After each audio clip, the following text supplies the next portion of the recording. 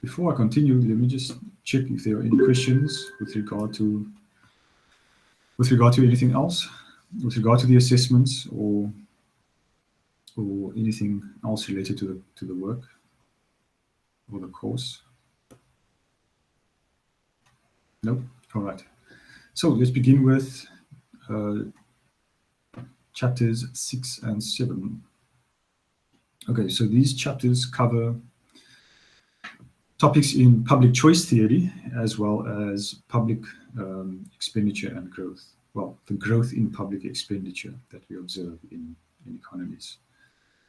We will highlight some of the theories that try to attempt to give some explanation for why that growth has occurred. All right.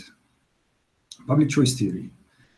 Okay, so public choice theory relates to how economists think about collective decision making. Of course, there are other fields that deal with this in much greater detail, and they take different approaches than an economist would.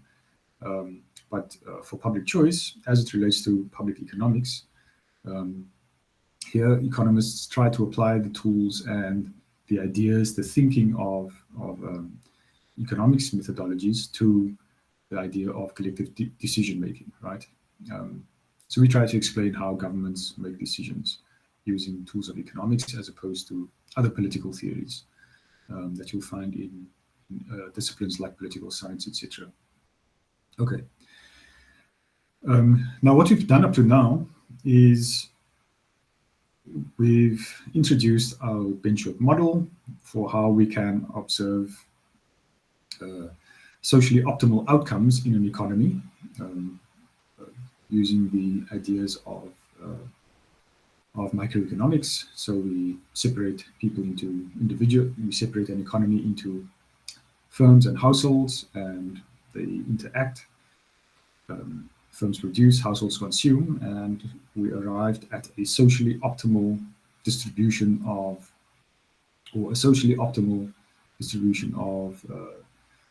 resources between firms, producing firms, and also consumption goods by implication. Then we went on to look at some of the shortcomings of that framework. And we noted that it gives rise to externalities, that it relies on assumptions of perfect competition and all sorts of other things. And effectively, we arrived at the need for state intervention in the economy, right? And we discussed options for government to respond to some of the shortcomings that we observe that arise from the standard benchmark model that we introduced. Now we're going to talk about how states make decisions. And again, this is a very cursory introduction to this topic, but important nonetheless. So we're talking about how nations or communities express collective preferences, right? And of course, as you know, this is done through the formation of governments that are elected into power through a voting process, right? Ultimately. But in theory, we can think of different ways of doing this, right? So here we're concerned with the analysis of collective decision-making, and we consider the actions of politicians. We consider the actions of the actors in this collective decision-making process. Voters on the one side, and then elected representatives or politicians on the other. We consider them to be engaged in what we might think of as a political marketplace, right? So we think of consumers and firms as interacting in goods and factor markets. And we can think of politicians as acting in or participating in political marketplace. So we try to apply the same sorts of tools in terms of optimization. Politicians are effectively, in the economics framework, optimizing for power, right?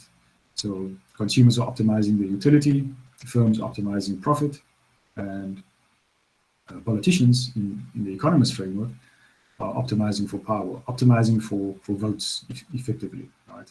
That's the politician's goal. They want to stay in power, and they do so by by trying to attract votes. Of course, sometimes they try other things, right? As we've observed recently in some parts of the world. Okay. Now, decisions about taxes and expenditure and social programs, all these things that governments do are made by politicians, and they're made by politicians through what we might think of as social choice rules. Right? So typically in democracies, we don't have situations where politicians just decide things and that's the end of it. They can do whatever they want. No, there are rules that they have to follow. Some of them explicit, some of them implicit. And call these social choice rules. Now, these rules can span a spectrum of types of decision making. At the two extremes that are noted here on the slide, autocracy and anarchy.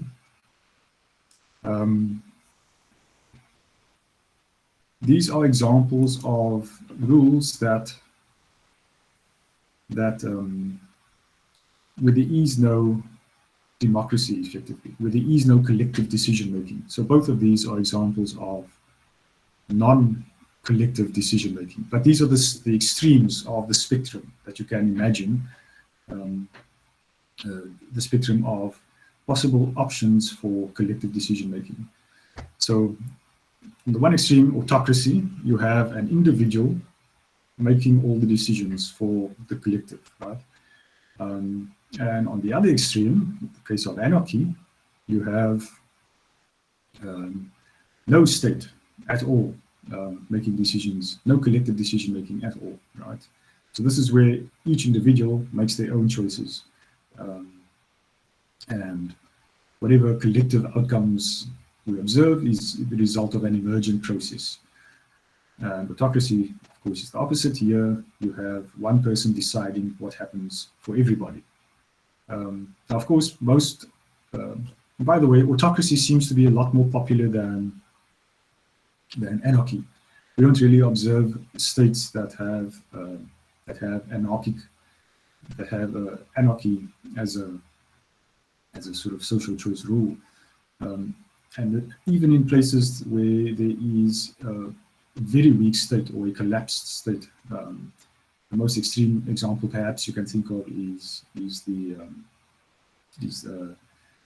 ISIS, right? Where there's really no government. Even there, ultimately you have leaders who take charge and try and implement some sort of government. So it seems that this is almost a natural tendency of humans. It's almost a need that we have to have some governance structure. And of course, this dates back many centuries, millennia even before we started settling and farming and having larger communities. Autocracy is something that we do observe, and that we have observed in the past, and that continues to exist. The most extreme version of this, or example of this, perhaps today, is North Korea, right? We have Kim Jong-un, who is effectively, or seems to be making all the decisions for the entire country over there. All right, but what we observe mostly today is democracy, right? Some democracy which we can think of as a process that lies in between these two extremes of anarchy and autocracy. This is what we observe most commonly. But even within that a democratic dispensation, you have different options of how to run that, how to structure a democracy, right? So there are diverse implementations. One example is representative democracy. Another is direct democracy. So in the case of representative democracy, you have people voting in politicians. And this is what we have in South Africa. In fact, most countries have representative democracy. We have politicians, and these politicians make decisions on our behalf, right? So you'll often hear politicians talk about the mandate, right? We've been given the mandate. And what they mean is that they've been voted in, they've received the majority of votes, they are now the governing party, and they have the burden now, or the privilege of making the decisions on behalf of the people who gave them the mandate, on behalf of the voters, the citizens, right? There's an alternative to this, which is direct democracy. Direct democracy involves, as the name suggests, people directly voting on issues. In the case of representative democracy, you have Tito Mboweni and others deciding the budget, right? There's a council that involves the various provincial finance ministers, together with the treasury officials and cabinet as a whole. They decide what the budget is going to be, right? Ultimately. Now you can imagine a direct democracy where government proposes a set of budgets, alternative budgets, and has everyone vote on that, right? Every eligible voter in the country is then required to vote on this budget. That is an example of direct democracy. Not very common. In fact, I don't think there's any country that has this as a primary social choice rule, where every single issue is voted on in this way. But there are examples of countries that have many issues that are voted on in this way, in a direct democracy sort of framework. One example being Switzerland. That's the most popular example. I think they have referendums, I think either one a year or one every 2 years. And people can get items onto a referendum. I think you need something like 100,000 signatures to get an item onto a referendum. And then everyone needs to vote on it. Sometimes I've heard of instances where people were voted on whether to build a bridge or not in a particular area. And there's all kinds of interesting things that gets voted on in Switzerland. Recently, they had to vote on whether to abandon fractional reserve banking, for example. So that's something that some interest group got onto the referendum there, and then the country as a whole had to vote on this, whether they want to abandon fractional reserve banking or not. Okay. You can also distinguish between unanimity voting rules and majority voting rules. So of course, unanimity is when you require 100% agreement for a policy to go ahead, right? It's not enough to just have a majority of people agree to some policy or to some intervention or some program. You need everyone to agree on something before it gets implemented. Whereas with majority voting, all you need is 50% plus one to achieve the majority and implement a favored program. Okay. Now, one example of unanimity that is given in the textbook is this idea of Rawls' proposal for thinking about this. So Rawls developed this experiment. It's a thought experiment, not an actual experiment. Thought experiment meaning that it's something theoretical that we can imagine rather than something that can actually be implemented, because in fact it's impossible to implement this idea of rules. But this is one example of where you have unanimity that is necessary for some proposal to be implemented. Now it turns out that unanimity is the only mechanism for social decision making that will result in Pareto optimal outcome. In other words, it's the only way to get a Pareto improvement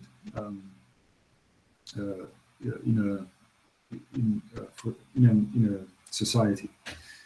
Because of course, if you have majority voting rule and you are voting on a particular proposal and you have 50% plus one voting for that proposal, that means that 49% plus X were not in favor of that, right? So, you know, that's a huge loss of utility for a whole society. Whereas with unanimity, everyone is in agreement. So therefore, everyone gains from the implementation of a given proposal, right? In theory, at least.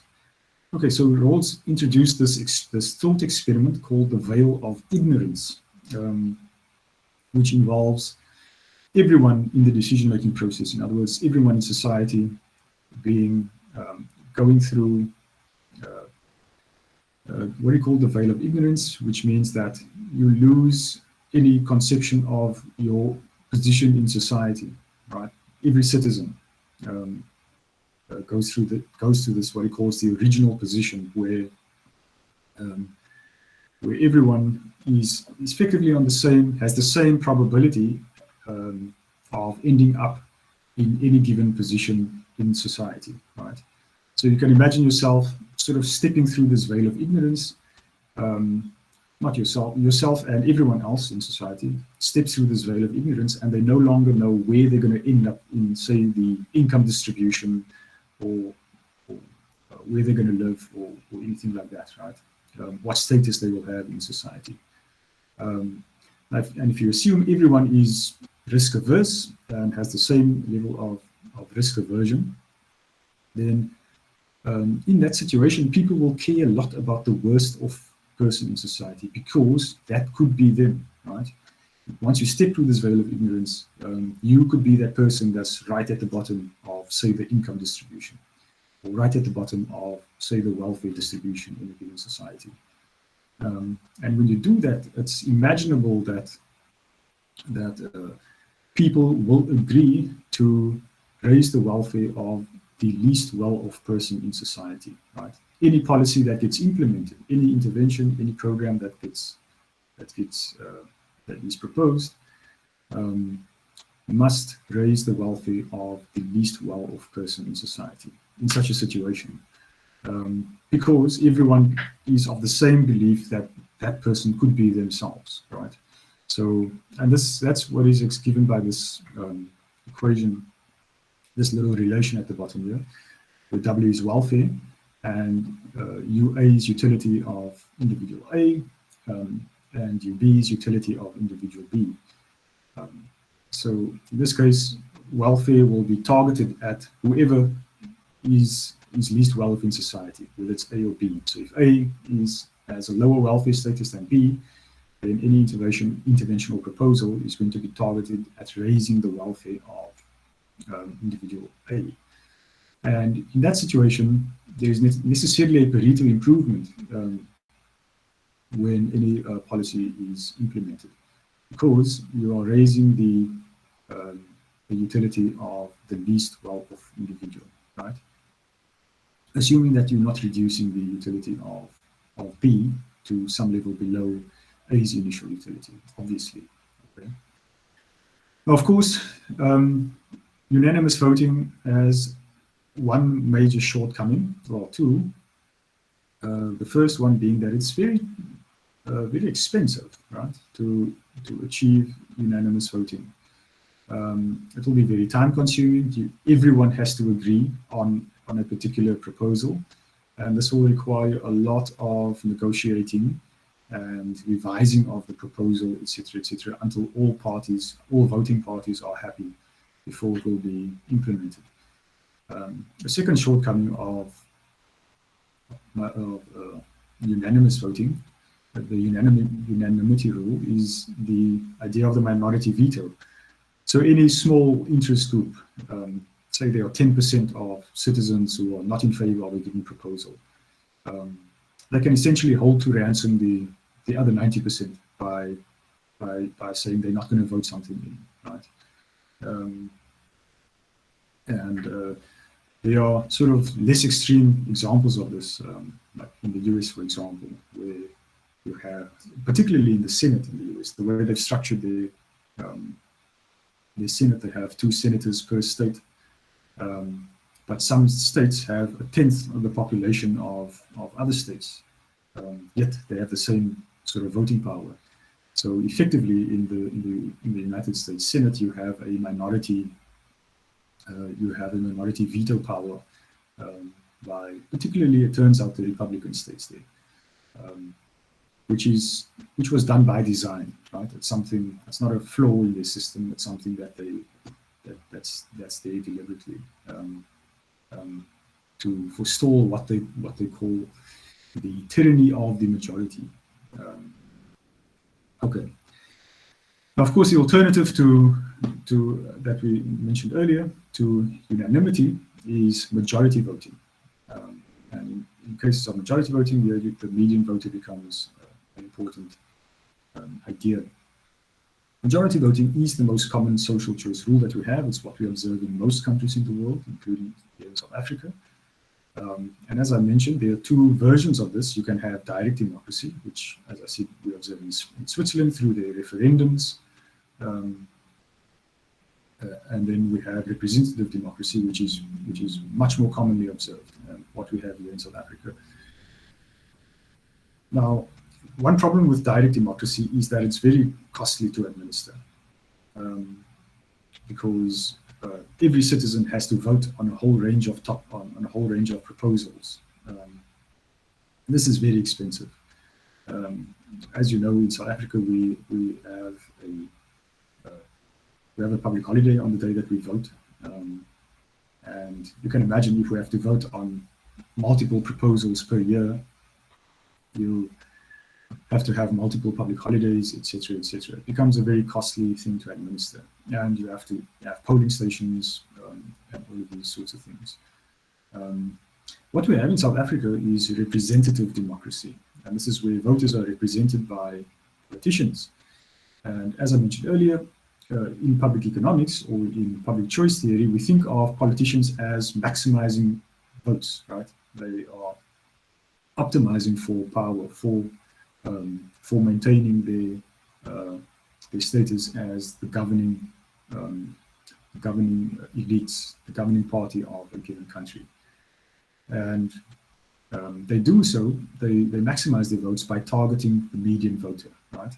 So this idea of the median voter becomes important in representative democracies. So let's talk about what we mean by the median voter.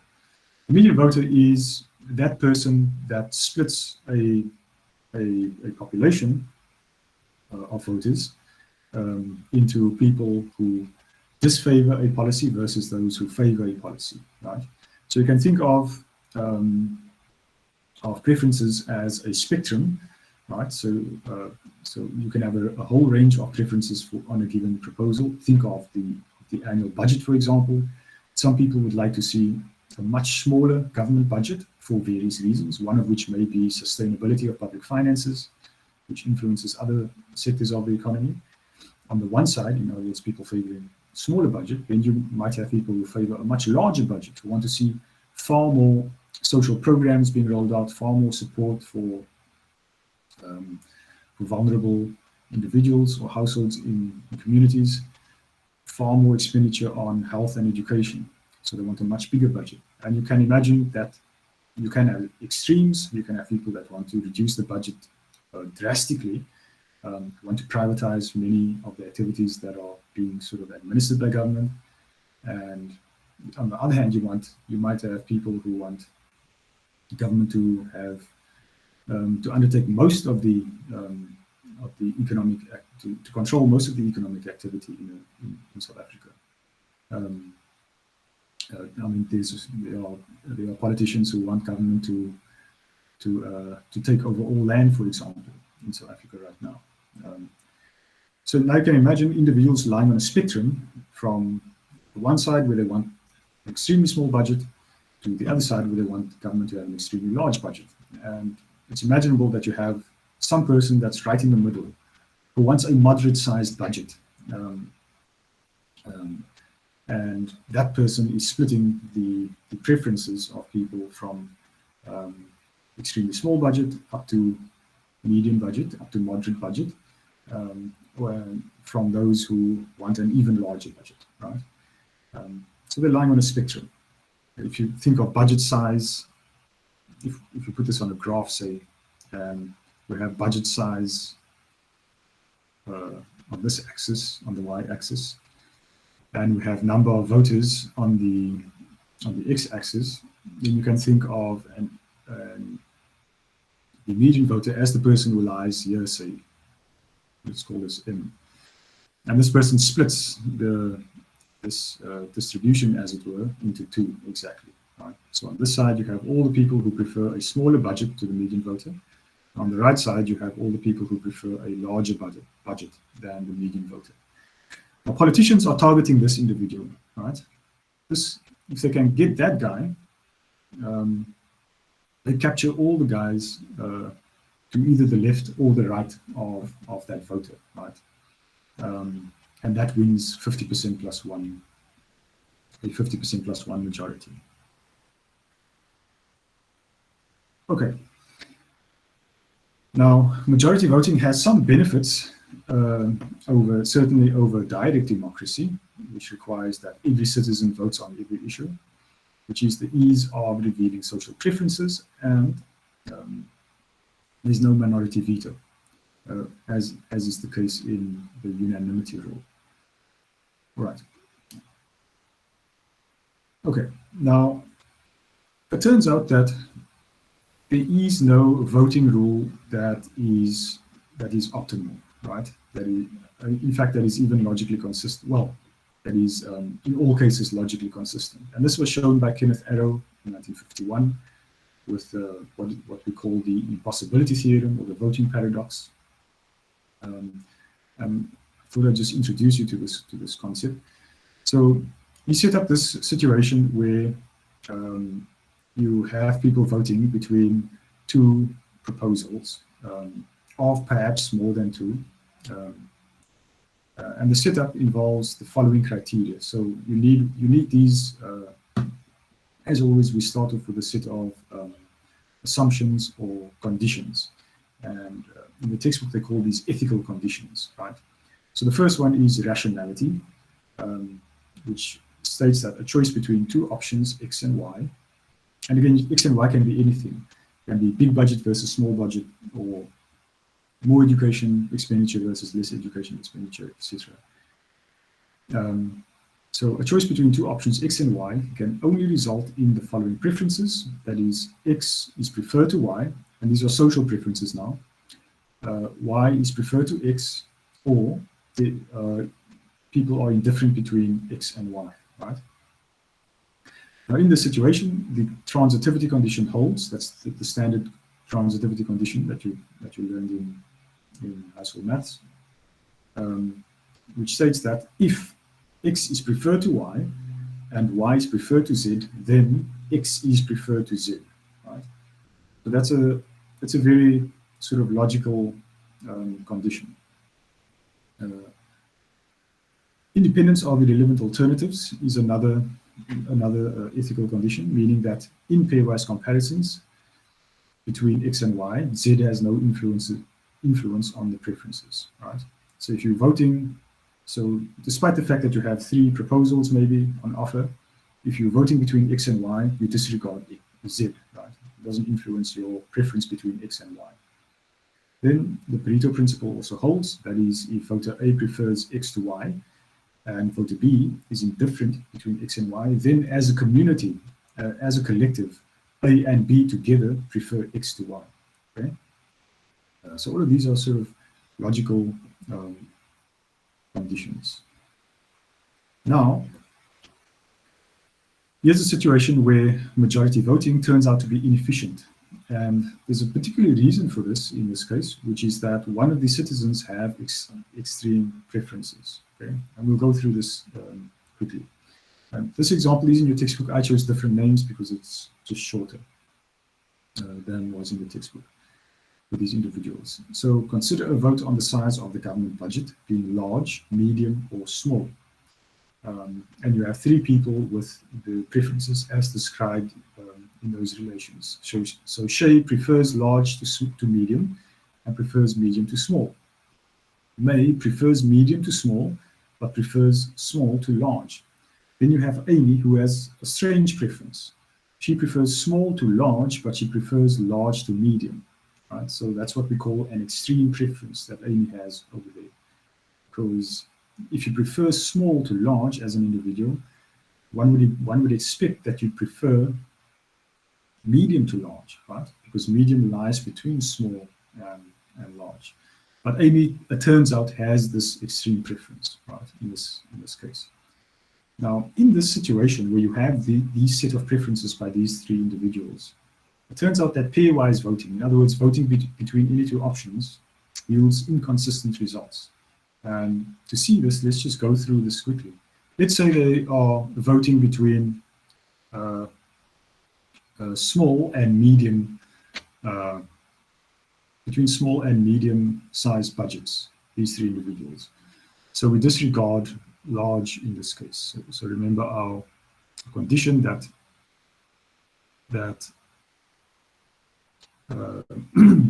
options not being voted on are disregarded, right? Don't influence the decision, don't influence the preference between the other two, between the two options that are being voted on. So if we disregard large for now, we see that Shay prefers M, medium to small, May prefers medium to small, and Amy prefers small to medium. So in this case, medium wins the vote, right? So medium has a majority vote. It is preferred to small. Now, if we look at a different pair of options, if we consider large and medium, voting between large and medium, this time we disregard all the small. We disregard small as an option. We see that Shay prefers large to medium, May prefers medium to large, and Amy prefers large to medium. So in this case, we have large preferred to medium by 2 individuals, and therefore they win the majority vote, right? Now, if you consider small, if you are voting between small and large, we ignore medium as a proposal, as an option.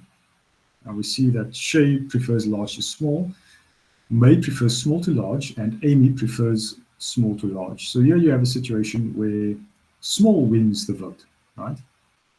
So depending on the pair that's being voted on, any 3 of these options will win a majority, right?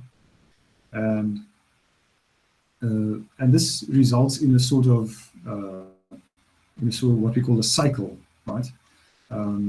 What we mean by that is, if you consider these 3 options here, these 3 outcomes, these are not options, these are outcomes over here. You notice that large is preferred to medium, and medium is preferred to small, which makes sense. And given these 2, we would imagine that large would be preferred to small, right? Given that large is preferred to medium and medium is preferred to small. However, we have this, because of Amy's extreme preference, we have this outcome that small is preferred to large. So you have this cycle, right? So small is preferred to large, but large is preferred to medium, and medium is preferred to small. So this effectively violates the transitivity condition and is an inconsistent result that arises from majority voting. So the voting rules that we have are not ideal, right? They don't always yield the social preferences that people, they don't always yield the preferences that people might have, the social preferences that a society might have, right? And this is something that we notice in reality, right? So you can think of governments implementing programs, doing things that a majority of citizens don't necessarily agree with, right? In some cases, you can have, because of the way the voting rules are structured, you can have instances where where the governing party is itself not doesn't have the preferences, doesn't have the mandate effectively of the majority of citizens. In the US, for example, Donald Trump won the election through the electoral college, due to the electoral college system, not the popular vote. So although most people voted for the other candidate, it was Hillary Clinton, I believe, if I remember correctly, Donald Trump won the vote because of the way the voting rules are structured over there. And if you look in the comments on Canva, I posted an article that appeared in Project Syndicate again recently, where they talk about some of the issues that are observed in some Latin American countries in terms of the governance structures there. Okay, so you can read that if you have some time and if you have an interest. All right. In South Africa, by the way, we have somewhat of an interesting situation. of representative democracy, because over here we actually have a lot of public participation. So we have a highly developed public participation process. Even when it comes to the budget, there's this platform where you can actually write to Treasury officials, stating your suggestions, your proposals for what Treasury needs to implement in the budget for every year. Also, on major issues, we often have a actual public participation process. Now, these processes are not binding in the sense that they compel government to do certain things, to act on the preferences that are demonstrated at these public participation processes. But nonetheless, we have these processes in place. A recent example that was sort of widely reported on was the proposal of land expropriation without compensation. So government went on a huge tour across the country and met with various communities and listened to them, literally listened to the citizens of the country tell government what their preferences are with respect to this one proposal. It was a huge process, very significant, and something that's quite interesting about how we do things here.